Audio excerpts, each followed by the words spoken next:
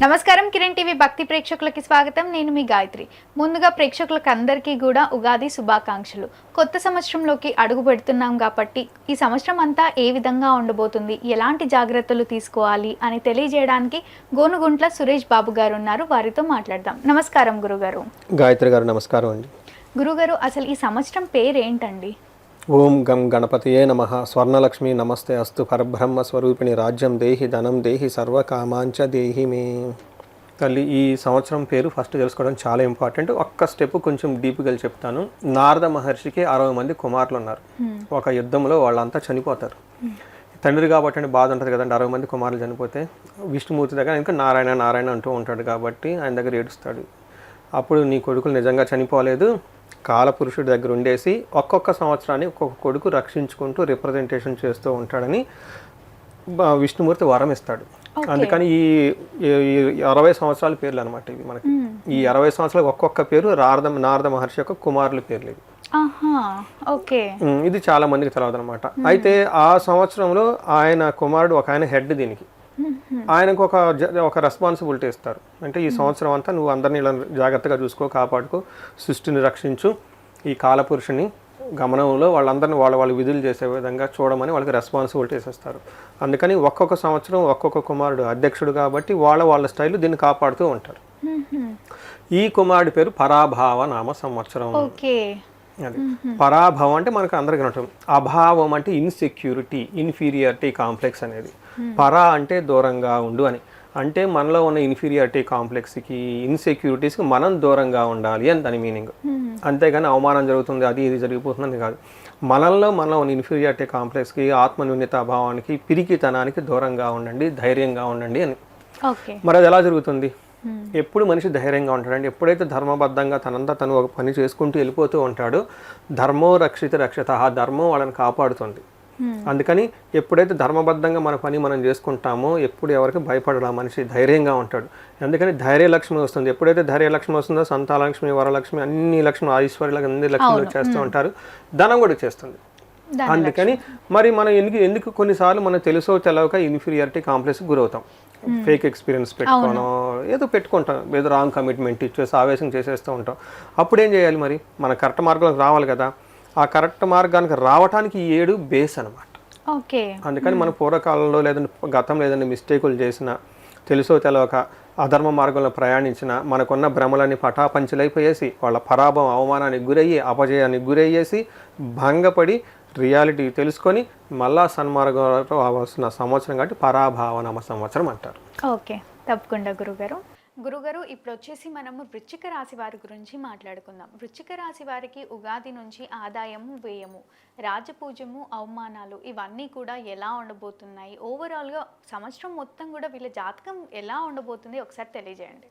ఓం గం గణపతియే నమః. స్వర్ణలక్ష్మి నమస్తే అస్తు. పరబ్రహ్మ స్వరూపిణి రాజ్యం దేహి ధనం దేహి సర్వకామాంచ దేహి మే. స్వర్ణలక్ష్మి అమ్మవారు వృశ్చిక రాశి వాళ్ళకి బ్రహ్మతత్వాన్ని ఇవ్వాలి, మనందరికి కూడా బ్రహ్మ జ్ఞానాన్ని ఇవ్వాలని చెప్పేసి మనం కోరుకుందాం. ఎప్పుడైతే మనకు బ్రహ్మ జ్ఞానం వస్తుందో కొన్నిసార్లు మనం అనుకునే వెంటనే జరుగుతాయి, కొన్నిసార్లు లేట్గా జరుగుతాయి. ఖచ్చితంగా అయితే జరుగుతుంది. కొన్నిసార్లు మనం కోరుకునే వెంటనే వస్తాయి, కొన్నిసార్లు లేట్గా రావచ్చు. లేదంటే మనకు నచ్చిన వాళ్ళు కొన్నిసార్లు దగ్గర ఉంటారు, కొన్నిసార్లు దూరంగా ఉండొచ్చు. బట్ ఎలాంటి సందర్భంలో కూడాను, ఎట్లాంటి సిచ్యువేషన్లో కూడా ఎప్పుడు నవ్వుతూ హ్యాపీగా ఖుషీగా ఉండాలి. దాన్ని టూ మచ్ తీసుకోకుండా, టెన్షన్ పడకుండా అలా ఉండాలని, అలాంటి యొక్క అమ్మవారిని పరబ్రహ్మ స్వరూపిణి అంటారు. అంటే ఆనంద రూపిణి అంటారు. ఎక్కడైతే ఆనందం ఉంటుందో అక్కడ లక్ష్మీదేవి ఉంటుందంట. చిన్నపిల్లలు నవ్వుతూ ఉంటారు. ఓకే, చిన్న లేగదోడలు ఎగురుతూ వెళ్ళిపోతూ ఉంటారు. పచ్చిక బయళ్ళు, ఓకే, పొలాలు, ఇలా ఎక్కడున్నా కానీ శోభాయమానంగా, దివ్యంగా, కాంతివంతంగా, మంచి సుగంధ పరిమళాలతో మనం ఖుషీగా ఉంటాం. అక్కడ అమ్మవారు ఉంటారు. అమ్మవారు ఉండబట్టి మనం అక్కడికి వెళ్తాం అనమాట. అలాంటి యొక్క బ్రహ్మజ్ఞాన తత్వాన్ని మనందరికి ముందు అమ్మవారు మనకి ఇవ్వాలి. అక్కడ తర్వాత మనం ప్రతిదాన్ని శోభాయమానంగా చూడాలి, పవిత్రంగా మన కళ్ళకు కనపడాలన్నమాట. అలాంటి ఒక జ్ఞాన అమ్మవారు మనకి ఇవ్వాలని, అలానే అమ్మవారు రాజ్యం దేహి, ప్రతి ఒక్కళ్ళకి ఒక అధికారాన్ని, ఒక స్టేటస్ని, ఒక పవర్ని, ఒక దర్పాన్ని, ఓకే, మనందరికి ఇవ్వాలి. అలానే అమ్మవారు ధనం దేహి, విశేషమైన ధనం ఇవ్వాలి. ఇలా విపరీతమైన ధనం ఇచ్చే ఒక్క శక్తి స్వర్ణలక్ష్మి అమ్మవారికే ఉంటుంది. వీళ్ళు ఇంటి నిండా ధనం, ఆఫీసులకు వెళ్ళిపోతే ఆఫీసులో ధనం, షాపింగ్ మాల్కి వెళ్తే షాపింగ్ మాల్ అంతా ధనమయంగా ఉండాలి. ఇలా యూపీఐ అకౌంట్స్ ఎన్ని ఉంటే అన్ని అకౌంట్లో ధనం విపరీతంగా ఉండాలి. వీళ్ళు శత్రువు ఇంటికి వెళ్ళినా, అంటే వీళ్ళకి గిట్టని వాళ్ళ ఇంటికి వెళ్ళినా కానీ వీళ్ళ యొక్క పాదం యొక్క మహిమతోటి, వీళ్ళ యొక్క ప్రెజెన్స్ తోటి వాళ్ళ ఇల్లు కూడా ధనమయం అయిపోవాలి. అంత ధనం అమ్మవారికి రాసి వాళ్ళందరికీ ఇవ్వాలని చెప్పేసి మనం కోరుకుందాం. లాస్ట్లో అమ్మవారిని ఇంకొక కోరిక కూడా కోరుకుందాం. ఏమంటే సర్వకామాంచ దేహిమే. ఓకే, సర్వకామాంచ సిద్ధి. ఎలాంటి కోరిక కానీ మన మైండ్లోకి వచ్చింది అనుకోండి, ఆ క్షణములోనే ఆ కోరిక అమ్మవారు మనకు తీర్చేయాలి. ఓకే, చూడండి, అలా ఒక శ్రీ పరాభావనామ సంవత్సరం ఈ రాశి వాళ్ళకి అష్టైశ్వర్యాలతోటి, భోగభాగ్యాలతోటి, సిరులు, సంపదలు, కీర్తి ప్రతిష్టలతో ఉండాలని చెప్పేసి మనం కోరుకుందాం. అమ్మవారు వాళ్ళందరికీ మనల్ని ఆశీర్వదించాలని చెప్పేసి మనం కోరుకుందామండి. పరాభానామ సంవత్సరంలో ఈ వృశ్చిక రాశి వాళ్ళకి ఈ ఫిగర్లు ఆదాయం, వ్యయము, రాజ్యపూజ్యం, అవమానం చూసి నాకు బాగా నవ్వు వచ్చేసిందండి. చాలా ఆనందపడిపోయాను. ఎలా ఉన్నాయి వీళ్ళకి ఆదాయం 11 ఉందండి, వ్యయం వచ్చేటప్పటికి 5 ఉంది. అంటే ఇన్కమ్ సోర్స్ వీళ్ళకి పెరుగుతుంది కదా, ఆదాయం ఎక్కువగానే ఉంది 11. అది చూసినట్టు నాకు చాలా ఆనందం వేసింది అనమాట. తర్వాత రాజ్యపూజ్యం 2, అవమానం 6. ఇది నేను పెద్దగా ఏం పడుచుకోలేదు. బట్ రాజ్యపూజ్యం, అవమానం అంటే ఇలా ఆల్రెడీ రకరకాలన్నీ ఫేస్ చేస్తున్నారనమాట. ఎందుకు ఇలా అనిపించిందని మీరు అడగొచ్చున్నాను. ఇది 3వ సంవత్సరం నేను రాశి ఫలాలు చేయటం ఈ పబ్లిక్ ప్లాట్ఫామ్లో, సోషల్ మీడియాలో. 24లో చేశాను, అప్పుడు ఉగాది, లాస్ట్ ఇయర్ ఉగాది. ఇది 3వ ఏడు చేస్తున్నా.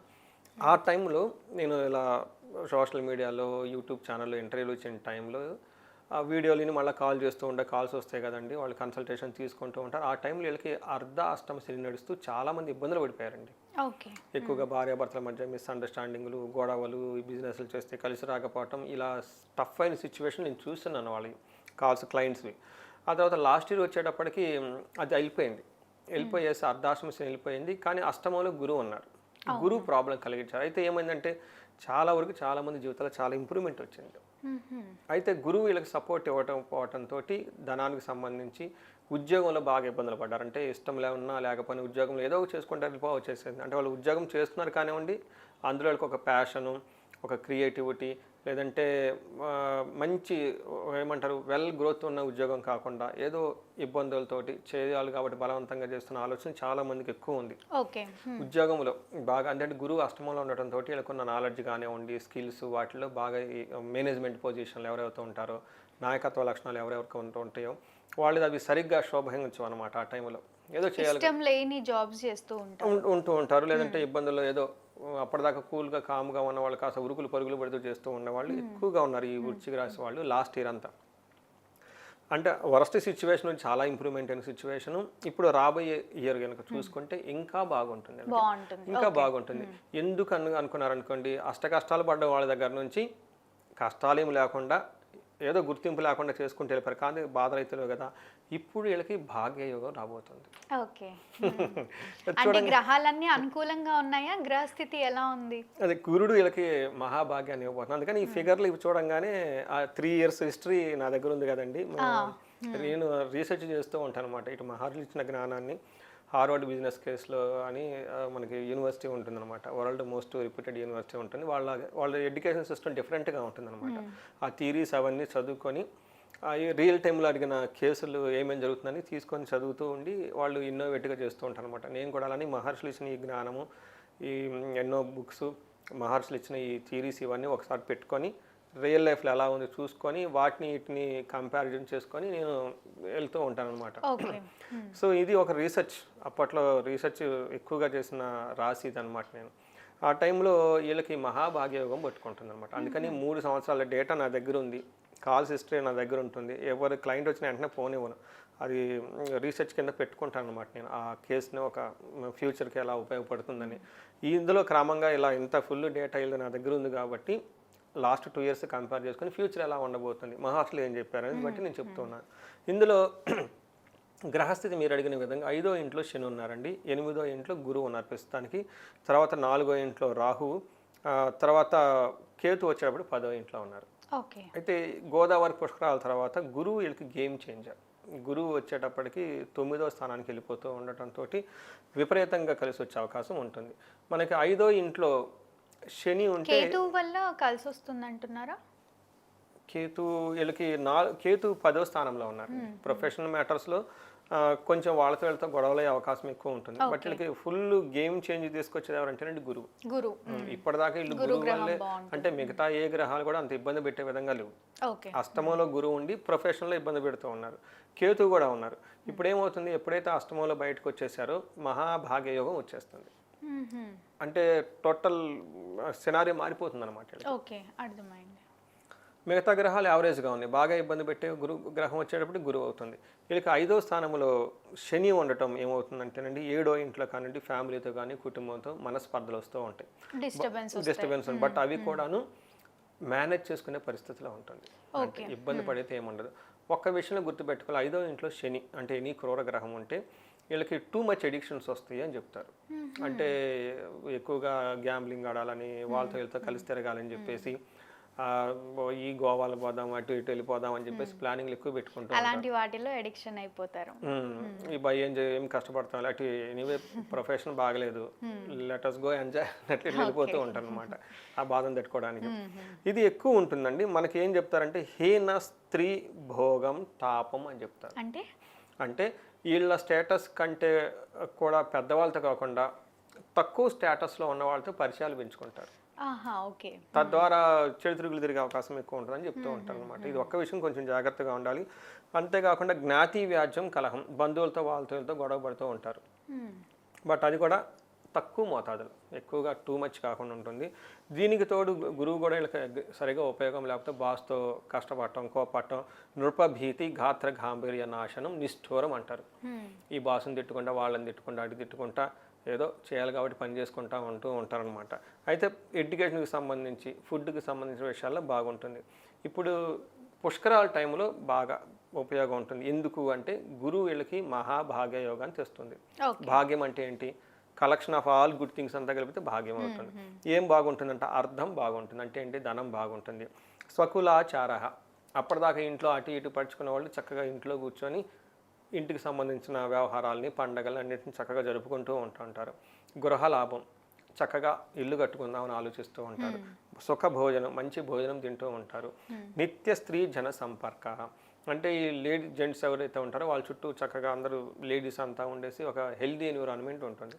ఇన్ కేసు లేడీస్ అనుకోండి, లేడీస్ కూడా అంతే, వాళ్ళ చుట్టూ ఉన్న జెంట్స్ ఎవరిని ఉంటే మంచి చక్కగా సపోర్ట్ ఇస్తూ ఉంటారు వీళ్ళకి. అంతేకాకుండా వీళ్ళకి పిల్లల విషయంలోనూ, పెళ్లి కానీ వాళ్ళకి పెళ్ళయ్యే విషయం, పెళ్ళికి సంబంధించిన పెళ్ళికి ఇంకా ఎవరైనా కాకుండా ఉంటే పెళ్ళయ్యే అవకాశం ఇవన్నీ చాలామందికి ఉంటుందండి. ఇదంతా ఈ గురువు మారటంతో వస్తుందని చెప్పుకోవాలి. మనకి వీళ్ళకి 4వ స్థానంలో రాహు ఉండటంతో ఏం చేస్తారంటే వెరీ ఇంట్రెస్టింగ్ ఉంటుందండి. వీళ్ళకి కూడాను గమన కార్యం నాశనం, అంటే ఏదైనా కనుక ప్రయాణాలు అవి ఇవి చేస్తుంటే వాటిలో ఉపయోగం ఏముండదు. కాబట్టి నిజంగా వెళ్ళాలి అనుకుంటే ప్లాన్ చేసుకుని వెళ్తే బాగుంటుంది, లేదా ఇబ్బంది పడిపోతూ ఉంటారు. వీటితో పాటు చిత్తభ్రంశం, స్త్రీ మూలచ్చ భయప్రదం అంటారు. అంటే ఉన్నదాన్ని లేనట్టుగా, లేని దాన్ని ఉన్నట్టుగా వీళ్ళు భ్రమపడేసి ఊరక సృష్టించుకుంటారు. అది కూడా ఇంటికి సంబంధించి ఏదో చిన్న చిన్న వ్యవహారం ఉంటుంది, పెద్ద బంగ్లా ఉంటుంది, హ్యాపీగా ఉండొచ్చు కదా, దానికి పెయింట్ లేదని బాధపడుతూ కూర్చుంటారు. చాలా పెద్ద బాధ. అలానే వచ్చేటప్పటికి స్త్రీల గురించి ఏదో ఒక విషయం అతిగా భయపడుతూ ఉంటారు. పాపం వాళ్ళు ఏం చేయరు, వాళ్ళు ఏం చేయరు, వీళ్ళ గురించి భయపడుతూ ఉంటారని చెప్పేసి రాహు వాళ్ళని చెప్తూ ఉంటారు. కేతు అనేవి 10th హౌస్లో ఉన్నారు కాబట్టి చిన్న చిన్న బ్రేకులతో ప్రోగ్రెస్ ఉంటుంది. అనేది అది మనం ముందే చెప్పుకున్నాం. ఇప్పుడు గురువు మారటంతో ఆ యొక్క ప్రభావం పోయేసి అంత బాగుంటుందని చెప్పుకోవచ్చు. సో ఈ రాశి వాళ్ళకి అంటే మనకి comparative year to year growth ఎలా అయితే ఉందో ఈ ఇయర్ కూడాను లాస్ట్ ఇయర్తో కంపేర్ చేస్తే ఖచ్చితంగా బాగుంటుంది. ఖచ్చితంగా బాగుంటుంది. ఇది ఛాలెంజ్ అనుకోండి, ఏదైనా అనుకోండి, ఎక్కడైనా అనుకోండి, చక్కగా అందరూ కామెంట్లు పెట్టమనండి. ఇంకా ఎవరికైతే కావాలనుకుంటే మన 2 years బ్యాక్ నా ఆన్లైన్లో దొరుకుతూ ఉంటుంది, ఈ ఇయర్ దొరుకుతూ ఉంటుంది. మనం ఫస్ట్ కాంబినేషన్ చేస్తాం అనుకోండి. బట్ ఇన్ సమ్మరీ చూసుకుంటే ఒక 3 months తర్వాత మహాభాగ్య యోగం పట్టబోతున్న రాశులు ఏదైనా కనుక రాసి ఉందంటే అది వృశ్చిక రాశి అని మనం చెప్పుకోవాలి. ఓకే, తప్పకుండా గురుగారు. వృశ్చిక రాశి వారికి మళ్ళీ ఈ యుగాది నుంచి మళ్ళీ వచ్చే సంవత్సరం ఉగాది వరకు బాగుండాలి, అదృష్టం కలిసి రావాలి అంటే ఏదైనా పరిహారం ఉంటుందంటారా?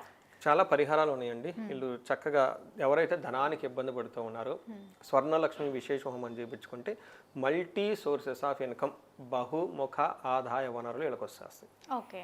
రెండోది ఎవరికైనా భార్యాభర్తల మధ్య అన్యోన్యత పెరగాలి, వాళ్ళ బాండింగ్ చాలా దూరం ఉండాలనుకుంటే అన్యోన్య దాంపత్య పాశుపత అభిషేకము హోమము. కొంతమంది శత్రువులకి ఇది ఇందాక చెప్పారు చూసారా, ఉన్నది లేనట్టు లేనిది ఉన్నట్టు భ్రమలు కనిపించుకొని ఊరిక గొడవలు పడుతూ ఉంటారు.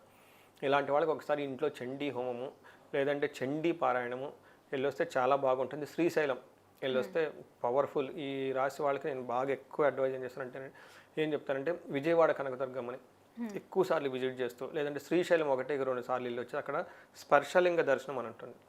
ఆ స్పర్శలింగ దర్శనం తర్వాత చండీ హోమం కూడా చేస్తారు. ఇవి రెండు చేయించుకుంటే వీళ్ళకి చాలా బాగా కలిసి వస్తుందండి. ఇంకేదన్నా కనుక ఇండివిజువల్గా వాళ్ళ ఏజ్ 35 to 45 మధ్యలో ఉండి కెరియర్లో గ్రోత్ లేకుండా ప్రోగ్రెస్ లేకుండా అక్కడ ఇండి ఇబ్బంది పడుతూ ఉంటే ఒకసారి జాతకం చూపించుకుంటే మనకు తెలుస్తుంది. ఎందుకంటే ఈ టైంలో వాళ్ళకి గ్రహ దోషాలు శాపాలు ఏమైనా ఉండేసి గ్రోత్ని ఆపుతూ ఉంటాయి అన్నమాట. ఎందుకంటే చాలామందికి 35 వచ్చిన తర్వాత ఒక 10 years ఎక్స్పీరియన్స్ ఉంటుంది, మేనేజర్ లెవెల్లో ఉంటారు, ఒక పొజిషన్లో ఉంటారు. బట్ సడన్గా గ్యాప్ వస్తుంది వాళ్ళకి. వీళ్ళకి లేడీస్కి అయితే ఇది మెనోపాజ్ అని అవన్నీ రకాలు చెప్తూ ఉంటారు కొంతమంది. బట్ అవన్నీ ఏంటంటే మిడ్ లైఫ్ క్రైసిస్ అని చెప్పేసి పెడుతూ ఉంటారు, హార్మోనల్ చేంజెస్ అవి. అది ఒక యాంగిల్. బట్ రెండో స్పిరిచువల్ ఆధ్యాత్మికంగా ఏం చెప్తామంటే వీళ్ళకి శాపాలు ఉంటాయి, పూర్వజన్మలో చేసిన కర్మలు ఏదైనా ఉంటే, ఈ జన్మలు వీళ్ళు ఎక్కడైనా అన్ఫినిష్డ్ టాస్క్స్ ఉన్న వీళ్ళు ఫాదర్స్ ఎవరైనా ఉంటే అవి రిమైండ్ చేస్తూ ఉంటారు.